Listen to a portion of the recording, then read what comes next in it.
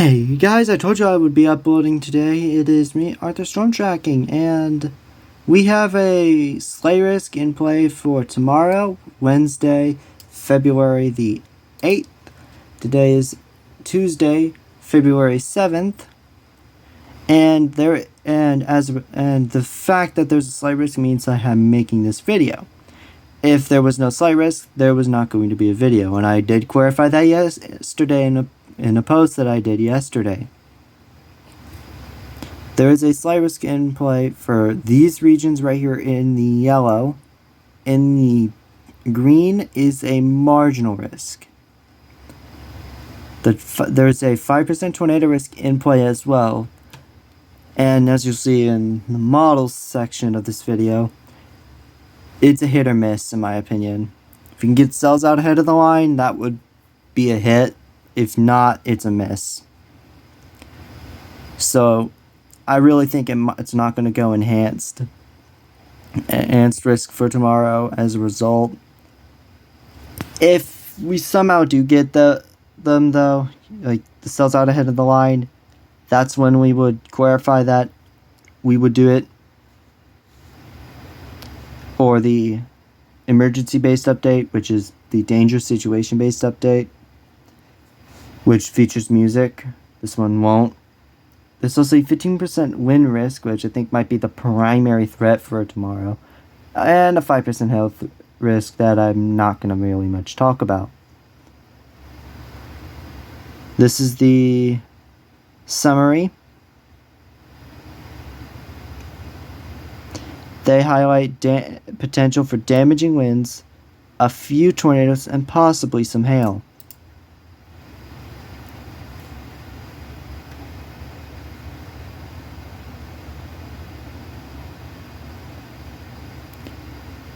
Please note that the shear would only be expected to be 20 to 25 knots, or 30 to 35, or well, 25 to 30 miles per hour. I'm sorry about that. That's a bit of a hiccup on my part.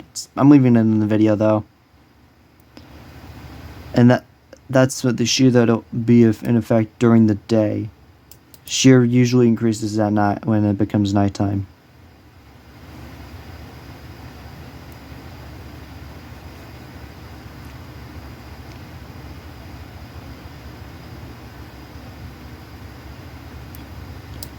They're noting that there's limited instability, which I think is one of the ingredients that I may have missed that was limited in the one section. Leaving it in the video because why the hell not? And this is, yeah, about it. They do note 23Z and 4Z. And that hodograph and jet strengthening at night, so the hodographs are going to be pretty favorable. It's just that there's not enough instability there.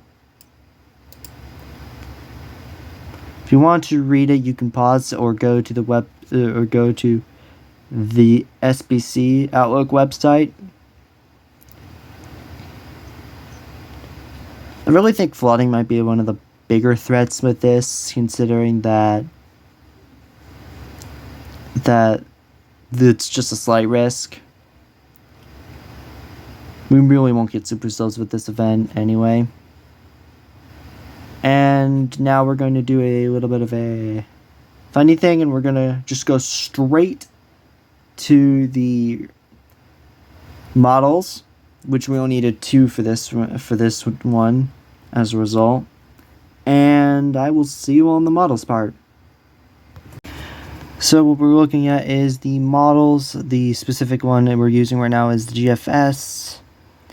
18 hours later, about 12. This is about 12Z.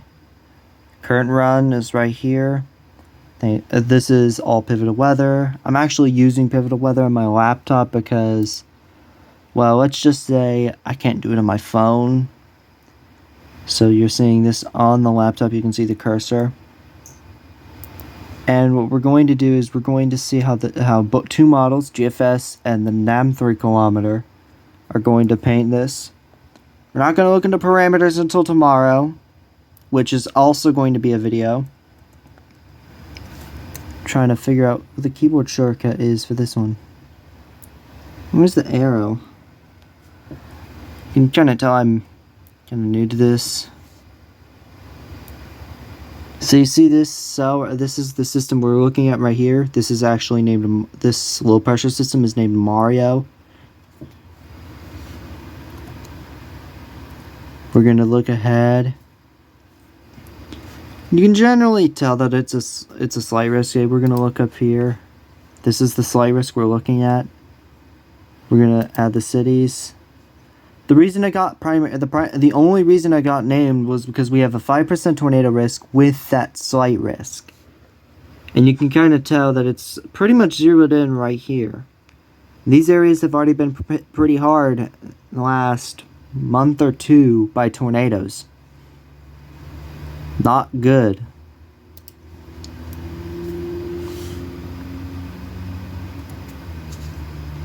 We're not going to look at soundings, but I'm thinking it might be either multicellular or a linear sort of storm mode. Just can tell you a decent bit. But it might be multicellular, but I can't really say for sure. I'm not an expert at this sort of thing. This is actually one of the few times I'm actually using this. Trust me, I'll get better in the future. And this is right about the 9th, about Thursday, about 3Z. And it's gonna be like a lot of rain, so you obviously have your flooding threat right because of it. You can see snow on the backside. It might actually turn out to be doing something on that backside. The other model I said we were looking at was this one, the NAM 30-kilometer CONUS model, which I don't know why it's not. There we go. We're gonna go back to about time. We're gonna go back to here. You can kind of see it's forming right about there. And not only that, I just realized with this model you could actually see a lot more. If it would actually load, so that's, yeah, just, come on.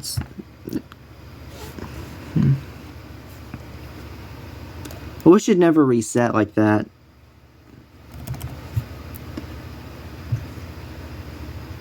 We're going ahead.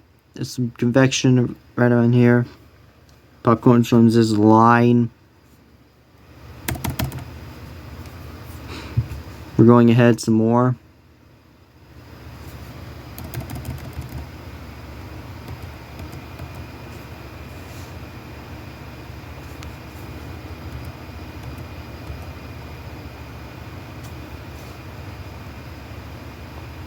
This is the best I have. I don't really want to use OBS on my laptop and then port it over to my phone. That's a huge ordeal.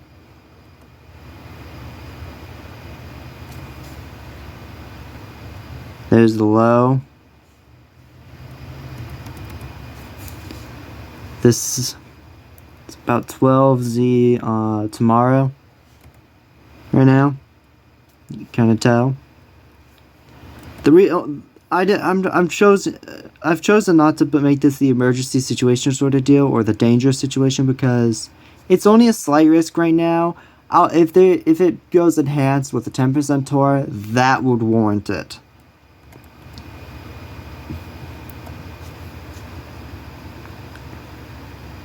So you see these like stuff warming out ahead of the line, right about 17Z. Don't know what the heck is going on right around here. Maybe more. Don't know what's going on up here.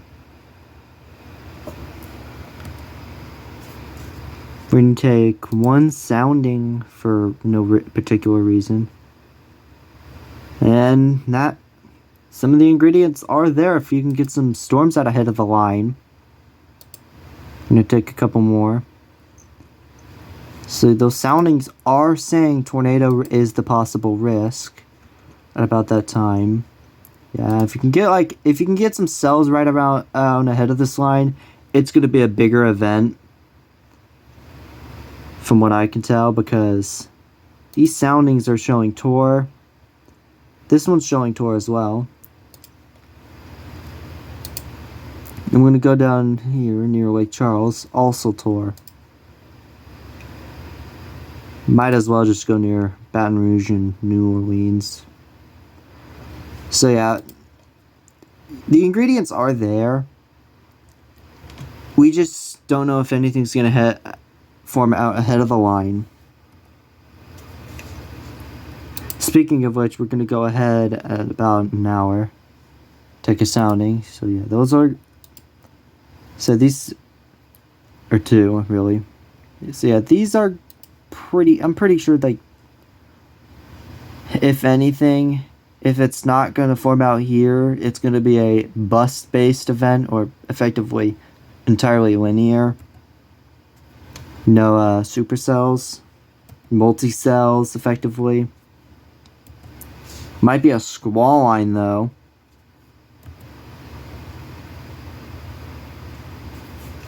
This is heading into the overnight hours. Hours, really.